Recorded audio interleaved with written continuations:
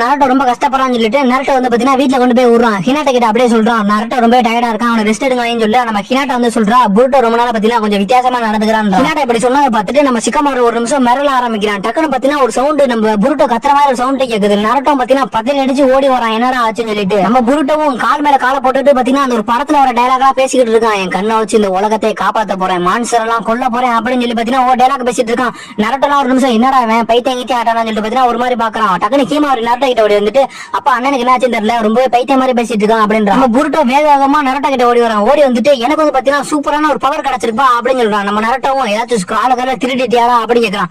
இல்லாத ஸ்க்ரால அதை பத்திலாம் ஏன் என்கிட்ட கேக்குறீங்கன்னு சொல்லி புருட்டோ சொல்லிக்கிட்டு இருக்கான். உடனே நம்ம சிக்கமார சொல்றான், நாங்க படிக்கும்போது பாத்தீங்கன்னா ஒருத்தன் ஸ்க்ரால திருடுவான், அதே மாதிரி திருடி பாத்தீங்கன்னா சூப்பரான பவர்லாம் அவனுக்கு கிடைச்சிச்சு அப்படின்னு சொல்றான். புருட்டோவும் அவனை பத்தினா எதுக்கு எனக்கு கூட கம்பேர் பண்றீங்க அப்படின்னு சொல்றான். இதை பாத்தீங்கன்னா யாரும் சொல்றான்னு பாத்தீங்கன்னா நம்ம சிக்கமாரும் நரட்டோ தான் சிம்பாலிக்கா சொல்லிக்கிட்டு இருக்கான். நம்ம ஹினாட்டா அப்படியே பின்னாடி சிரிக்க ஆரம்பிக்கிறா. உடனே நம்ம